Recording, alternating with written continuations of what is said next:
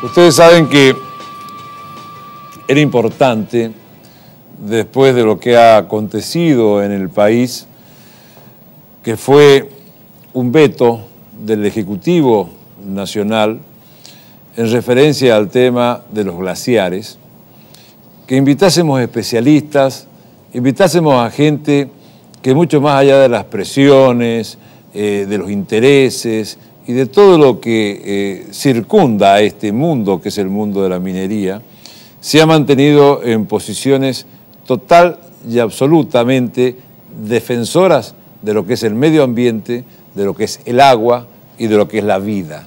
Por eso hemos decidido invitar a Javier Rodríguez Pardo, que es un especialista en este tema en cuestión. Le damos la bienvenida junto a Carlos Mariscal.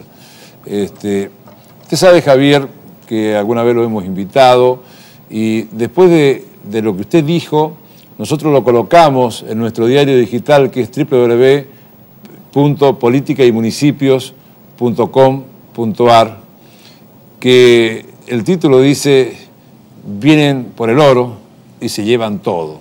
Entonces, a partir de ahí lo hemos dejado hace casi un año, que eso está permanentemente en este que es nuestro diario digital.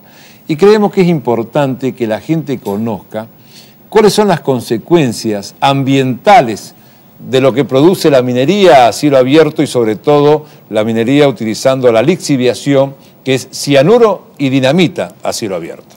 Claro, es bueno explicarlo porque en principio se llama cielo abierto porque es una minería que no puede hacerse en socavones, no puede hacerse subterránea. Por eso es a cielo abierto, porque el mineral está diseminado, no está más concentrado en vetas. El mineral betiforme se fue agotando en el planeta. Cuando los profesores nos decían que eran minerales no renovables, no nos dijeron cuándo se iban a agotar, pero prácticamente están agotados en el mundo. Por eso siempre insisto con este ejemplo que está en todos los libros que se estudian en las universidades del mundo, el caso de que Estados Unidos hace 100 años obtenía cobre 5% de ley y hoy es inferior a 0,4%. Porque el mineral, la ley habla de la concentración del mineral, la beta, ya no está más. Es más, las minas que se cerraron, porque no eran rentables al sacarse la beta, hoy se destruye todo eso, se vuela todo eso, porque es rentable arrojar después sobre esas piedras rotas una sopa química con reactivos químicos para atrapar los minerales que están ahí escondidos. El ejemplo es muy claro. Donde no alcanza el ojo humano, yo llego con el reactivo y con la sopa química. ¿Cómo es esto posible? Y es de una perversidad ilimitada. Los minerales cada vez son menos, cada vez están más difíciles de obtener, en consecuencia es cuestión de volar. Por eso decimos lo que todo el mundo sabe hoy. Un anillo inferior a una onza provoca y deja ahí arriba 20 toneladas de escombros. Es decir, un anillo inferior a una onza. Esto es parte del daño. La gente a veces suele pensar que el daño principal es el paisaje. El daño principal son las voladuras y es el agua que recibe todo el brebaje que la empresa minera distribuye ahí arriba. ¿Por qué las voladuras? Porque la cordillera nuestra no es que esté bien o que esté mal, pero es una cordillera que contiene mucho plomo, mucho mercurio y mucho arsénico. Cuando se vuela eso, se vuela el mercurio, el plomo y el arsénico, que termina yendo a los acuíferos, a los ríos, a los arroyos. Llamado por el viento y por el agua. Claro, efectivamente. Por supuesto que hay uranio, que hay muchísimos metales pesados. El arsénico es un metaloide y hay muchísimo. Este es el drama que tienen allí en San Juan nuestros amigos y compañeros de Hachal, los sanjuaninos hachalleros. ¿Por qué? Porque baja el río ya con mucho arsénico en el límite y las voladuras lo que hacen es despertar el que está enquistado en las rocas, que termina yendo y sumándose al que ya naturalmente traen esos ríos. ¿Y esa agua la toman los distintos pobladores de la zona? No, los pobladores han ya decidido, ya han optado ante las grades. Hay una proliferación muy grande de enfermedades de todo tipo. Nosotros hemos exigido que ellos deben pelear por lograr que haya análisis epidemiológicos del lugar, porque son cada vez más los problemas de cáncer y de enfermedades de todo tipo.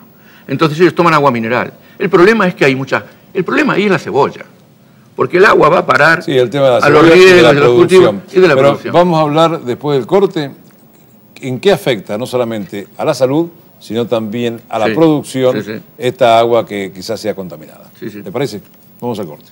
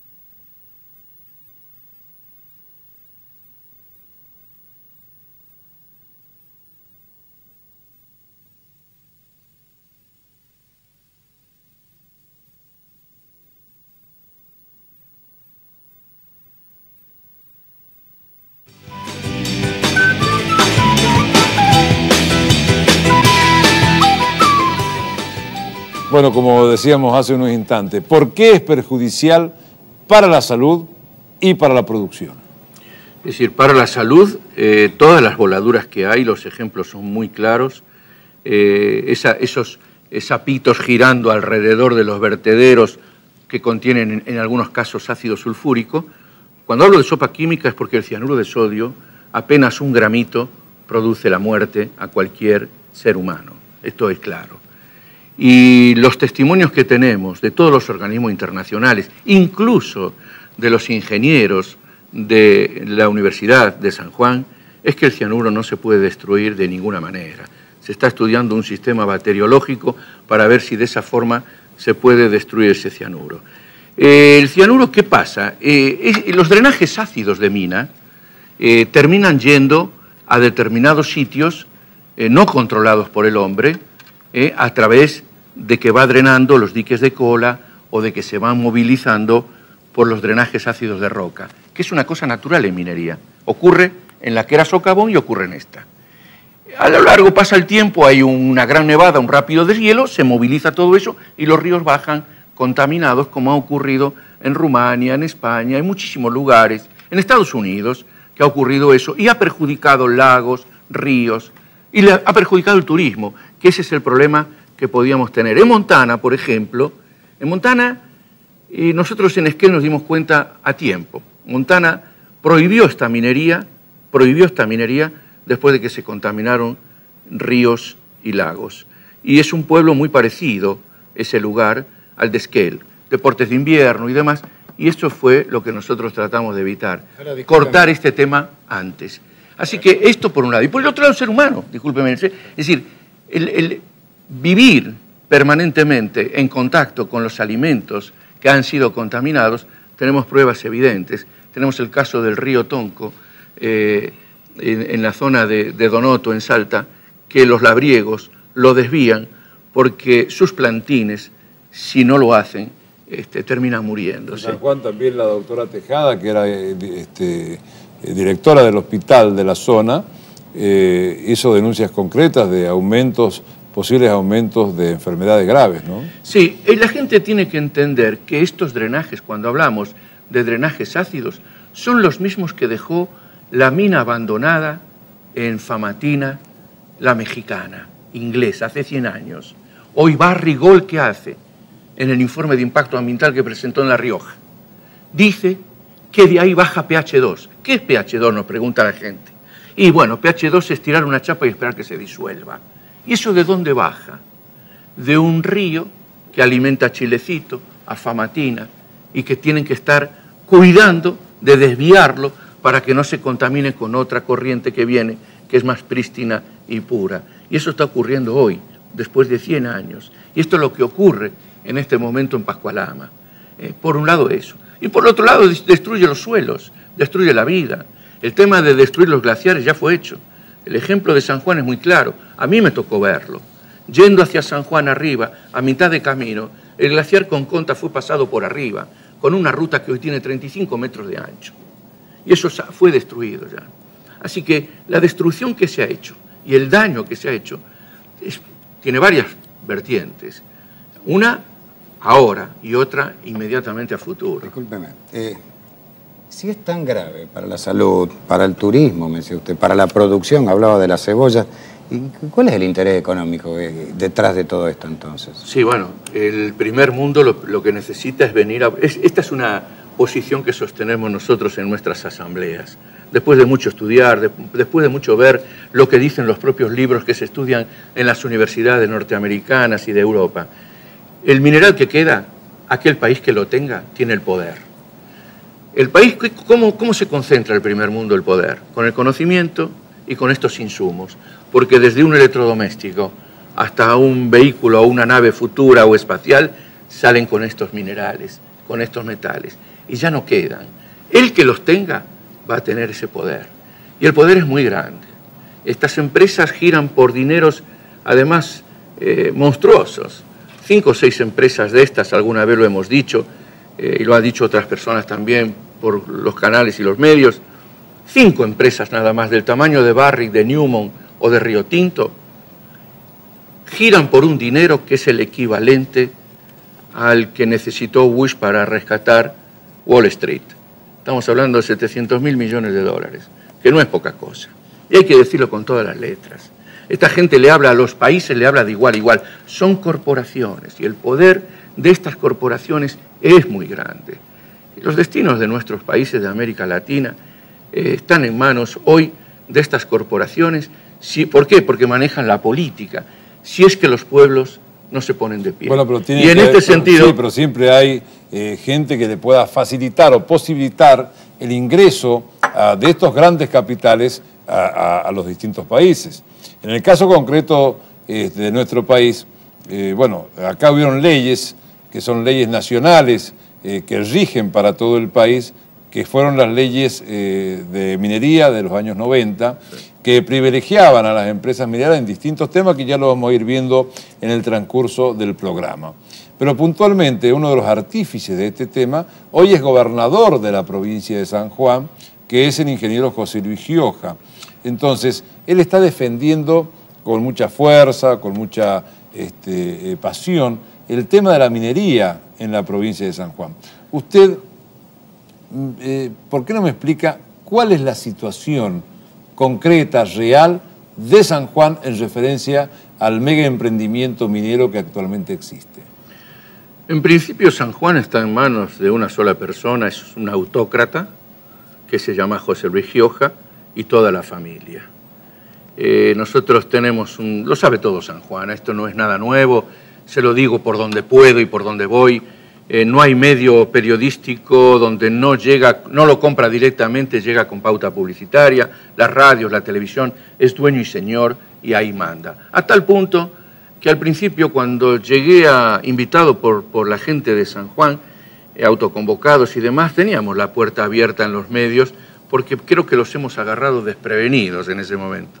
Y ahora hay un cerrojo, ya desde los últimos 4 años el cerrojo es absoluto. Eso se gobierna como un feudo. Y lo gobierna un hombre que tiene intereses mineros. Nosotros lo dijimos muchas veces porque la empresa es de la familia Gioja, es Santa Gema Bentonita, sociedad anónima. Y durante mucho tiempo no tuvieron ningún problema en decir y firmar que César Gioja era el responsable de manejar esa empresa y decir que sus principales insumos, sus principales clientes eran Barrigol y Techin, entre otras empresas.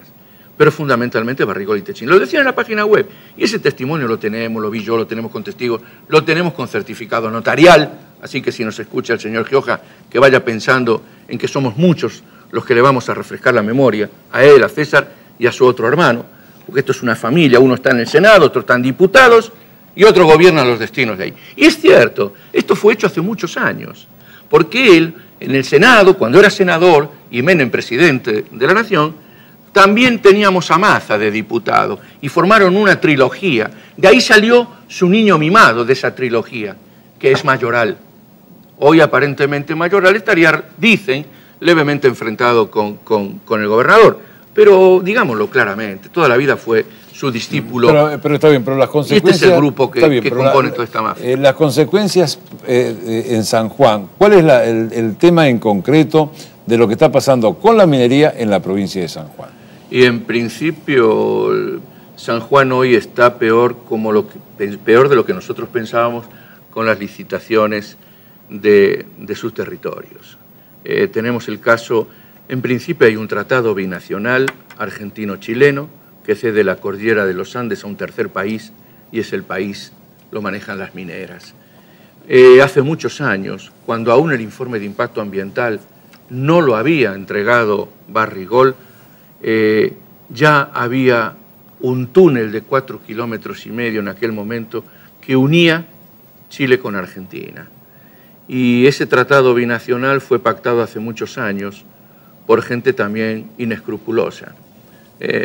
Nosotros tenemos el nombre de José Antonio Urrutia, que en Chile era en ese momento uno de los responsables funcionario responsable de medio ambiente en Chile, y terminó ese hombre hoy siendo director ejecutivo de Barrigol para América Latina. No tuvo ningún empacho en una mesa, en una cena, decir que él escribió el tratado binacional.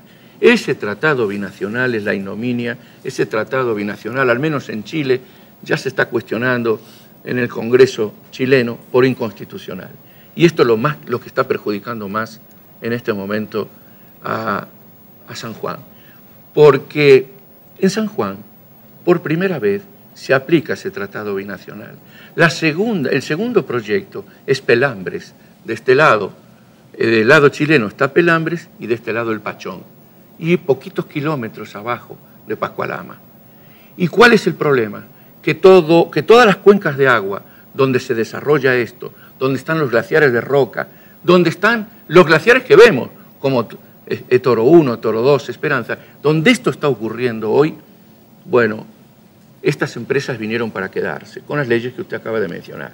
La primera es, tal vez la más peligrosa de todas, estabilidad fiscal por 30 años, que fue lo que más exigieron, y se lo dio el gobernador. El gobernador que hoy está ahí fue el que de alguna manera redactó con Maza y con los testaferros que tenía el expresidente riojano, el innombrable, han pergeñado toda esta estructura que es una entrega absoluta de la cordillera. Es un hombre que dice... Discúlpeme, yo lo escucho hablar a usted y Alfredo de leyes, de acuerdos, de convenios. ¿A dónde apunta esto? ¿A quién favorece? ¿A quiénes protegen todas estas leyes y acuerdos? Bueno, las leyes son a pedido de las corporaciones. Esto fue en la década del 90, se dictaron casi todas estas leyes. El Tratado Binacional viene de ahí. Esta estabilidad fiscal por 30 años también. Las leyes donde se les devuelve a esta gente el IVA, se les devuelto. No tienen que repatriar ni capitales de ningún tipo, hasta el impuesto al cheque están exentos de eso. Es más, los 60 millones de dólares que Barrigol le ofreció a los regantes de Chile para que no molestaran más, y esto fue de manera oficial, dijo que provenían de una devolución del IVA que no les interesaba en el primer año. Y esta gente se maneja de esa manera. El gasoil, el petróleo, la energía. Barrick hoy está recibiendo la energía de distintas maneras, porque estas son empresas que producen más energía todavía ahí arriba, que es la energía a través del gas, a través de la energía eléctrica que va, pero también a través del gasoil, para mover todas esas maquinarias. Yo alguna vez dije, ¿cómo hace Barrick o cualquiera de estas empresas para triturar la roca y dejarla de 1 pulgada? O como harina de 1 micra. Pues hay que triturarla con equipos que tienen el tamaño colosal de este estudio, de acero inoxidable. Imaginemos, para que la gente nos entienda, que son ralladores de queso y que al girar de este tamaño tienen que triturar la roca. Bueno, ¿cómo muevo yo esos ralladores? La única forma es con mucha energía. La energía que consumen estas empresas, cualquiera, la más chiquita, en este caso, para darnos una idea, Veladero, Penélope y Pascualama, supera la que produce Atucha, más de 360 megavatios de potencia instalada. Y el agua, ellos consideran que no van a llegar a 1 metro cúbico de agua por segundo. Nosotros le hicimos un cálculo conforme a los textos del Buró de la Oficina Minera de los Estados Unidos, que tenemos del año 76, donde esta gente va a usar no menos entre 2 y 3 metros cúbicos de agua por segundo, cuando el complejo funcione al unísono ahí arriba. Ahora está funcionando Veladero. Pascualama está detenido porque hay un pequeño conflicto de intereses entre ambos países. ¿Y cuando funcionen ambos? Cuando funcionen ambos, yo creo que si el cálculo que hemos hecho es de más de 2 metros cúbicos de agua por segundo. Estoy hablando de 2.000 litros de agua por segundo, que no es poca cosa. La gente tiene que entender que esta minería requiere mucha agua. El escándalo, lo vamos a contar porque creo que vale la pena que la gente sepa, se produjo no hace mucho tiempo, cuando La Escondida en Chile, en Atacama, se quedó sin agua, no podía hacer minería, del lado chileno. Pensaron los chilenos, caramba, ¿por qué no usar el tratado binacional, que nos permite que ambos lados, 100 kilómetros de un lado y del otro, sean nuestros también? Y, bueno, hay que ir a buscar el agua del lado salteño. Perforaron en 2 sitios para obtener agua, 6.000 litros de agua por segundo, que vaya a toda la mina La Escondida, que es uno de los complejos mineros más grandes que hay. Su lucha es muy valiente, su lucha es muy valiente, Javier. ¿Se siente solo en esta lucha? No, hay mucha gente, incluso debemos decirlo claramente, el hecho de esta ley que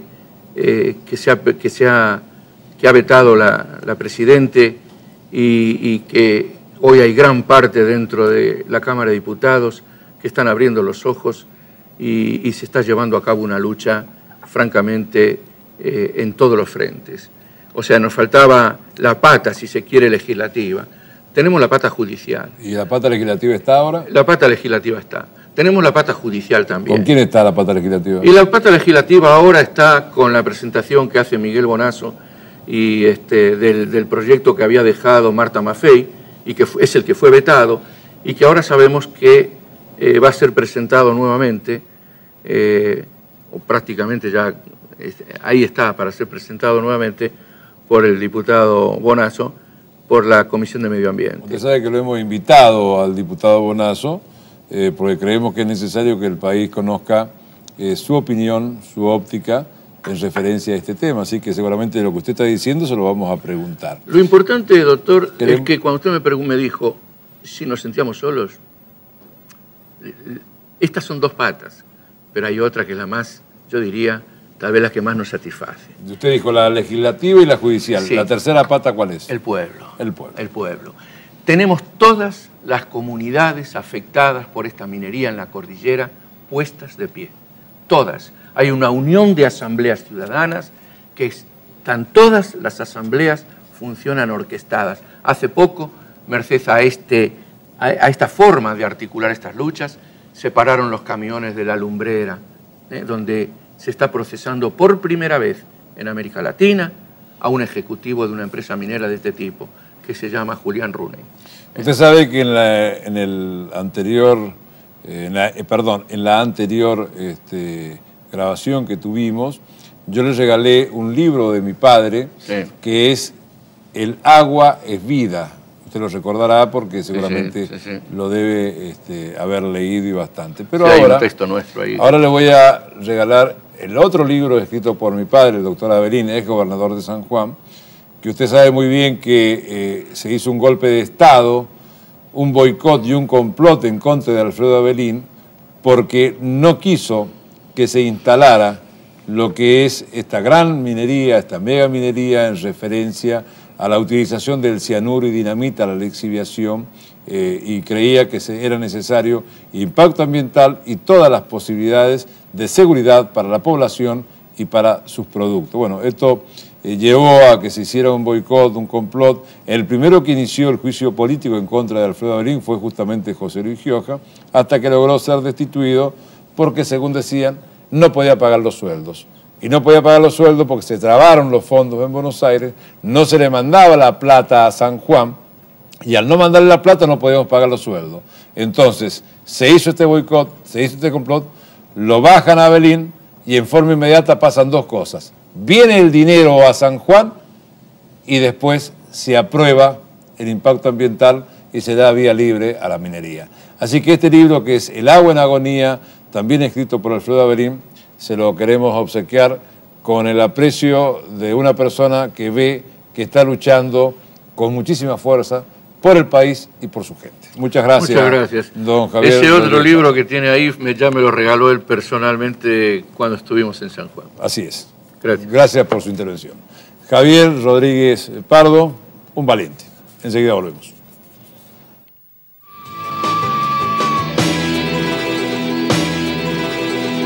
San Luis es mi tierra. Es mi vida. Es progreso. Es casa propia. Trabajo. La educación. Es el cine. Mis hijos. Los caminos. Mi lugar en el mundo. Nosotros. Este río. Los diques. El campo. Futuro. Deportes. Cultura. Turismo. Mi amigo. Mis amigos. Mi familia. Son las tierras. La Salina. Los nietos. Mis raíces. Mi comunidad. La parroquia. El amor. Certeza. Mi pueblo. La estación del tren. La calle Angosta. El cielo. Oportunidad. Protección. Vocación. Seguridad. Garantía. Es todo más fácil. Es desarrollo. Es innovación. Es conocimiento. La industria. Producción. La canción cuyana. La maestra puntana. Mi mamá. San Luis, nuestra provincia, nuestra tierra, nuestro lugar. Ven el agua y abren la boca para tomar esa agua que se ve tan linda y tan transparente, ¿no? Vamos a tomar el agua que mi papá hizo. Digo, no, el agua no la hicimos la red. Cuando se inauguró la escuela, bueno, se mostraban asombrados. Realmente es una escuela como debe ser. Miles de obras realizadas en todo el país. Ahora con la ruta como está, por supuesto que es otra cosa. Gracias a esto la gente cortan acá, están en Salta, aquí en Bolivia, están en Bolivia, Jujuy, están en Jujuy. Nunca pensé que iba a tener una casa tan linda. Me sorprendieron. Miles de argentinos mejor que ayer. Rutas, viviendas, escuelas, agua corriente. Por eso trabajamos, por eso construimos. Sigamos haciéndolo juntos.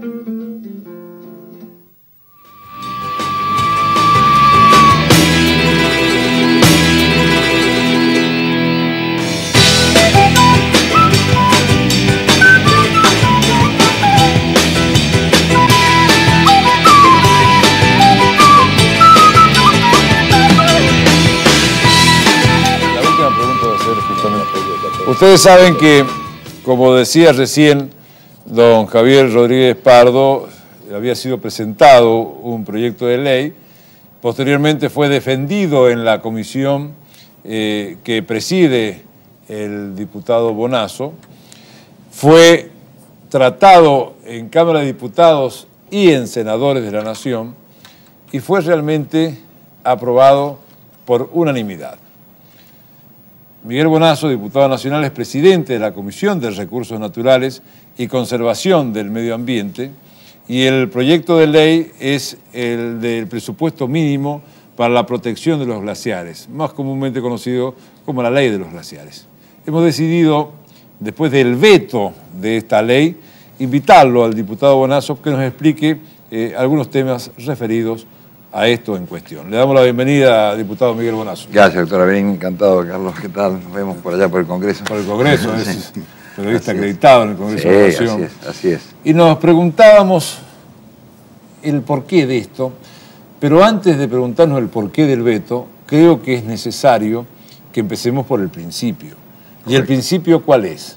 El principio es de qué se trata esta ley que es del presupuesto mínimo para la protección de los glaciares, más conocido, la ley de los glaciares. Con todo gusto, doctor. Bueno, como la Constitución lo establece en su artículo 41, la Nación puede fijar los presupuestos mínimos, es decir, cuáles son las conductas de piso, de base que hay que tomar para una determinada protección ambiental o de los recursos naturales. Después las provincias, si quieren, pueden hacer más, lo que no pueden es hacer menos. Si bien la autoridad de aplicación es la provincia, quien establece esos criterios es la Nación. Y si no fuera así, habría que cerrar el Congreso de la Nación y tirar la llave, porque, digamos, estaría totalmente de balde el Congreso. En el caso de los glaciares concretamente, la ley lo que establece es muy claro y muy sencillo. No puede haber actividad minera ni sobre los glaciares, ni en las zonas periglaciales, o sea, cercanas al glaciar, ni en las zonas justamente que tienen lo que se llama permafrost, que es un permanente congelado, que son la base, son un recurso hídrico fundamental, sobre todo en épocas, ¿no es cierto?, de aridez, de estiaje y demás, para la recarga de las cuencas de los ríos que vienen desde la cordillera hacia el océano Atlántico. ¿Qué es un glaciar? La ley no quiere que se toque. ¿Qué es un glaciar? Y digamos que un glaciar es un río congelado milenario que se mueve a una velocidad sumamente lenta. ¿Qué es el agua, el periglaciar que se llama?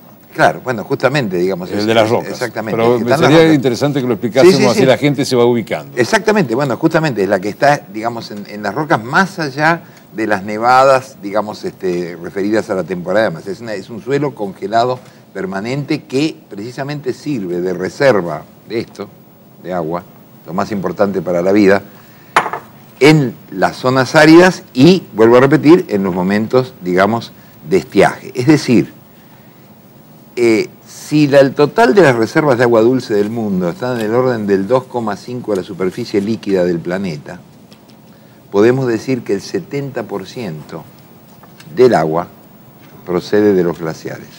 Correcto. Y de las zonas periglaciales. Nada más y nada menos.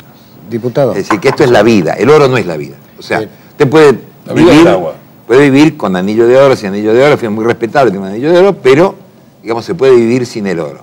Sin el agua no existe la vida. Miguel, el primer proyecto que ya fue defendido, aprobado por unanimidad en las dos cámaras y vetado. Sí. Ahora hay un segundo proyecto presentado. Lo presentó hace pocos días. ¿Se acuerda alguno de los 14 diputados nacionales que lo acompañan? Bueno, pero lo vamos a contestar después del corte.